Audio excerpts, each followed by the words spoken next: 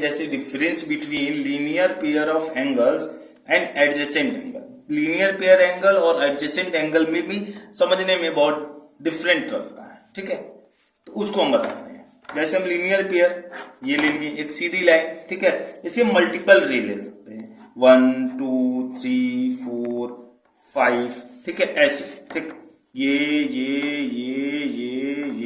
और ये, ठीक, मतलब angle 1, angle 2, angle 3, angle 4, angle 5 and angle 6, सारे एंगल 1 + 2 + 3 + 4 + 5 + 6, ये सारे एंगल 180 के इक्वल होंगे। चाहे ये ऐसे भी हो सकते हैं, ये ऐसे भी हो सकते हैं, ऐसे ऐसे, ठीक है, मतलब ये एंगल, ये एंगल, ये एंगल, ये एंगल, सारे एंगल 180 के इक्वल होंगे। सम करने पर ये समझ आया, ठीक है।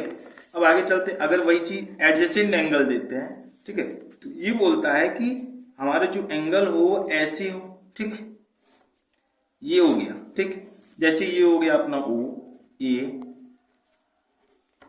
ये हो गया B, ये हो गया C, ये हो गया B, ठीक।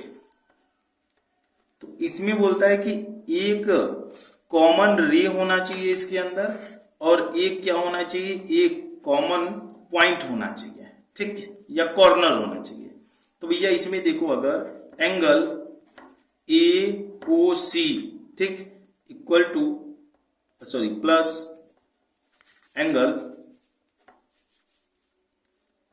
BOC इक्वल टू हम लोग लिख सकते हैं एंगल AOB, ठीक, मतलब इसमें OC और OC एक कॉमन है लाइन, ठीक, और O देखो तो एक कॉमन कॉर्नर है या वर्टेक्स, ठीक है। इसमें बस ऐसे ही हो सकते हैं, ठीक है, ये एंगल, ठीक, एंगल 1 और एंगल 2, इन दोनों को अगर प्लस करोगे, एंगल 1 प्लस एंगल 2, तो भैया आएगा अपना एंगल AOB, ठीक।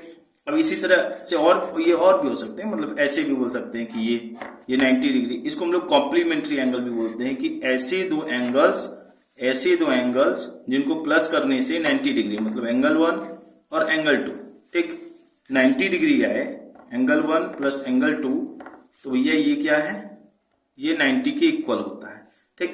तो ये कॉम्प्लीमेंट्री है, ठीक है, ये कॉम्प्लीमेंट्री एंगल है, ठीक, लेकिन ये एडजेसेंट हो सकता है, ठीक। लेकिन अगर बोला जाए कि ये सारे एडजेसेंट एंगल कॉम्प्लीमेंट्री एंगल हो जाए तो ये पॉसिबल नहीं है। समझ में आया कि नहीं, सारे एडजेसेंट एंगल, ठीक है, क्यों भैया, ये एडजेसेंट एंगल है, हम और बनाए तो हम ऐसे बना सकते हैं, ठीक, ये भी अपना क्या है, एडजेसेंट एंगल है, ठीक, समझ में आया कि नहीं। तो सारे एडजेसेंट एंगल कॉम्प्लीमेंट्री नहीं हो सकते हैं, ठीक है, सारे कॉम्प्लीमेंट्री एंगल एडजेसेंट एंगल हो सकते हैं।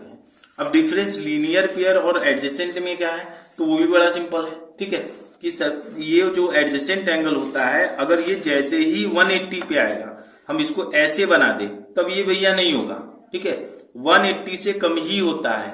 मान लो ऐसे भी रहेगा तब भी होगा ये, ठीक, लेकिन ये नहीं होगा, ये रॉन्ग हो जाएगा, ठीक, ये ट्रू है। समझ में आया कि नहीं, ये यहां पर देखोगे तो यहाँ पे ये कॉमन वर्टेक्स तुमको दिखेगा, ठीक, और ये कॉमन लाइन भी दोनों में दिखेगा, लेकिन ये प्रॉपर्टी नहीं, ये 180, ये सीधी लाइन पे लाइन नहीं करती है एडजेसेंट एंगल, ठीक है, ये हल्की सी 180 से कम ही रहेगी, जब भी रहेगी, हल्का सा ऐसे भी रहेगा, ठीक है, तब भी चलेगा, लेकिन ये एकदम सीधी। अब जैसे ही ये सीधी होगी वैसे ही वो लीनियर पेयर में आ जाएगी। समझ में आया, यही होता है डिफरेंस, समझे, चलो ठीक, ओके।